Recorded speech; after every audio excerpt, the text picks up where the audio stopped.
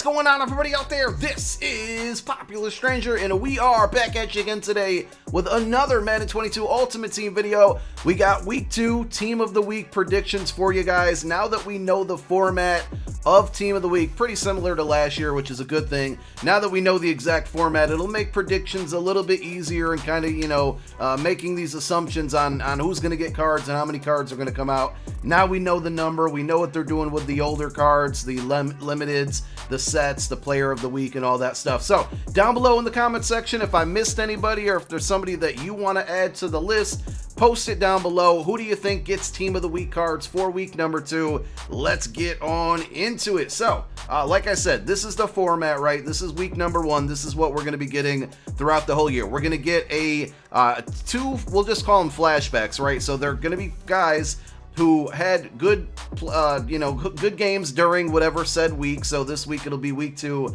but they are guys that are not in the league anymore. So last week it was Priest Holmes, Rodney Harrison. Then we're going to have the player of the week, which is going to be a current day player who had a really good week number 2. And then we're going to have a limited who is also a current day player who had a really good week number 2, but in a past year. So we have predictions for all of that stuff. And then we also know for the defensive side, we're probably going to get 3 cards, right? An 87, an 84, and an 80. It wouldn't surprise me if it's going to be an 88, an 85, and an 81. They might plus one them. And then on the same side of it, we're going to get 3 defensive cards. So probably like 6 players, and then 4, we'll just call them master cards. The two set cards for the past guys, the player of the week, and then the limited. So with all that being said, here are my predictions. So on offense, starting out at the quarterback position, Derrick Carr. Derrick Carr had 382 passing yards in the win against the Steelers, 2 touchdown passes as well. Had a really good game. Raiders off to a great start, 2-0.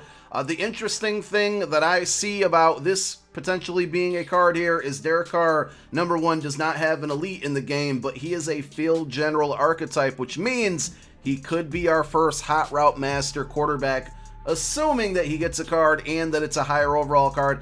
I'm not sure what it's going to be. I don't know if it'll be player of the week. We'll have that guess in a moment here, but he has the potential here to see our first hot route master quarterback in the game. Tom Brady is the second quarterback on my list here. A lot of good performances throughout the whole week, right? But we have to narrow this down because we know we're really only getting about 6 cards. Tom Brady, only 276 passing yards. I say only, like that's not a ton. It's not amazing, but it's still good. But he had 5 touchdown passes. Now, I think if Brady gets a card, he's going to get the Christian McCaffrey treatment from last week. He's going to get the +1, right? So Tom Brady gets a +1 on his power-up in his core elite, but he does not get a new card. I think Derrick Carr ends up getting a new card, and we'll take our guesses at the overalls in a moment. And it's no surprise here, Derrick Henry, guys, player of the week, I think. He gets the set card, much like Chandler Jones did last week. He had 182 rushing yards, 3 touchdowns, pretty much carried the Titans back to a win against the Seahawks. Really, really big performance. And think about this, player of the week, okay, which means he's going to get a set card, which means he's going to get like a 91, maybe 92 overall.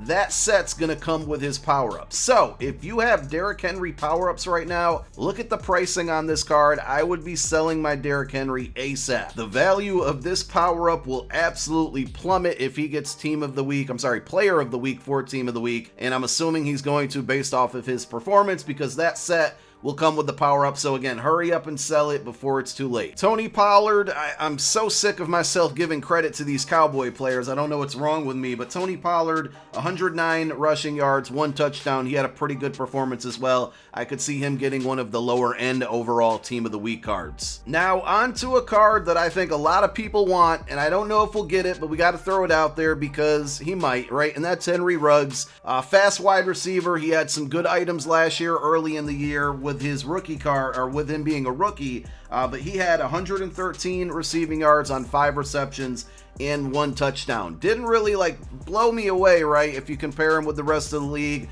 but I know EA likes to give him cards, and it's a card that they probably know that a lot of people would want, would be a very, very good budget item, so I could see him being one of those low offensive overall cards as well, either him or Pollard, and it should have decent speed. I mean, if we take a look at his gold card here, his gold card has 88 speed, so if we project like an 81 overall or 84 overall, somewhere around there. We could be looking at 91, maybe even 92 stock speed for this Henry Ruggs. If I had to tell you yes or no, is he going to get a card? I'm going to say no, but we'll throw his name out there because he did have a good performance. Another receiver that had a great week number 2, and I feel like, Cooper Kupp is not going to be the sexy mutt card. It just never will be. He is a route runner archetype, which is good. He can get good abilities, but he's just not going to have the speed that's needed there. This dude is just a flat-out really good wide receiver, and I don't think he'll ever get his respect in mutt, and maybe IRL in some situations. 2 more touchdowns. He had a really good week number 1, but 2 touchdowns yesterday, 9 catches, 163 receiving yards. I think if I had to guess here that on offense, the high elite is either going to be Derek Carr or it's going to be Cooper Kupp, but one of those two I feel pretty confident in. Let's move on over to the defense. Danielle Hunter is the first player on our list here. He had a total of 3 sacks in yesterday's loss against the Cardinals. That was a really, really good game. Came down to a missed field goal at the end there for the Vikings.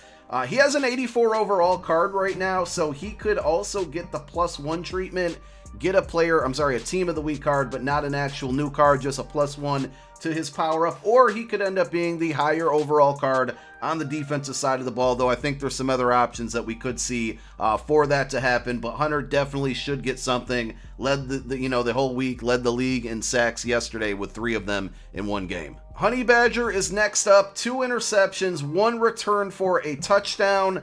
Now, I think he also is a +1 candidate here. I don't think he would get a new card. He's got an 86 overall with his core elite. I know there was like another card that you could buy that was part of a yard bundle that I think bumped him up to an 87. I don't know if that goes into his power up or not, or if that's just a separate card. But Honey Badger, 2 interceptions, 1 return for a touchdown. Maybe he's another +1 card. Mike Edwards, Tampa Bay Bucks, another 2 interception guy yesterday, but not only did he get 2 interceptions, he returned both of them for touchdowns. So he could be the 80 or 80 overall card, the low elite that we're going to see in tomorrow's defensive set.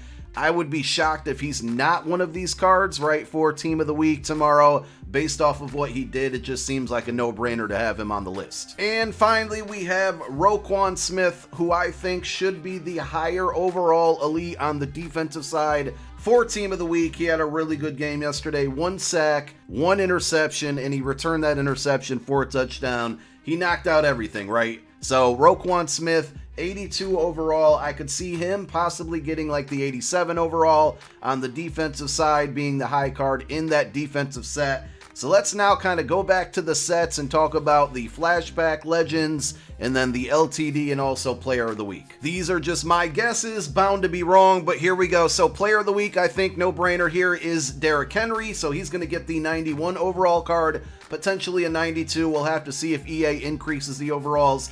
Then within this set, it should have the wild cards, right? But each side should have 3 cards, offense and defense.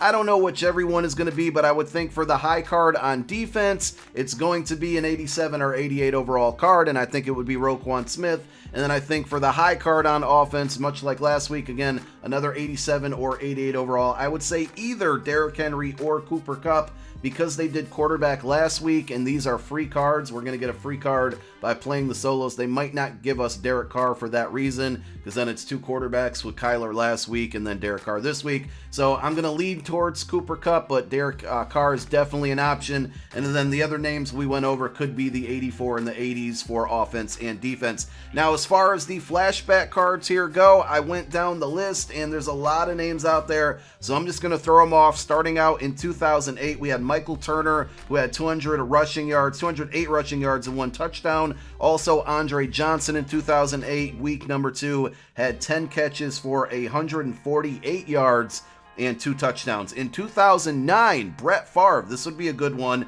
because he could get Gunslinger if he gets a card. In 2009, week 2, Brett Favre threw for 4 touchdowns, 316 yards. Jamal Charles had 259 rushing yards and 2 touchdowns in 2009. In 2011, Packers fans getting more love here with Jordy Nelson. He had 162 yards and 3 touchdowns in a game. Week number 2, again, this is 2011. With these cards, they're flashback cards of players who are not in the league anymore. Okay, so 2012, 2011, Jared Allen, also 3.5 sacks in one game. 2012, Chris Long, Eagles legend. I would love for this to happen. It probably won't, but we got to throw it out there. He had 3 sacks in one game. And Michael Crabtree in 2012 had 172 receiving yards and 2 touchdowns. And then the final one is in 2014. We had Justin Houston, who had 4 sacks in one game. So that's the long list of the cards that I think could potentially be the offense and defensive hero cards for the past players, the flashbacks, legends, whatever we want to call them. And then finally, and again, it pains me to say it here, but the limited is going to be a current day player who had a good week 2 performance in a past year. And I went through a bunch of stuff, and I'm gonna not be surprised here if it's Dak Prescott. I believe it was 2018. He had 387 passing yards and 4 touchdowns in a win. I believe it was against the Giants, so I would not be surprised if Dak is the LTD for tomorrow. And those are my team of the week predictions for this year, 2021, plus all the flashbacks, of course. In week number 2, you guys let me know, do you agree with any? Do you disagree? Who do you got? Leave it down below in the comments section. Thank you so much for tuning in. We'll be back with another video later today. My name is Popular Stranger. I'm out. Peace.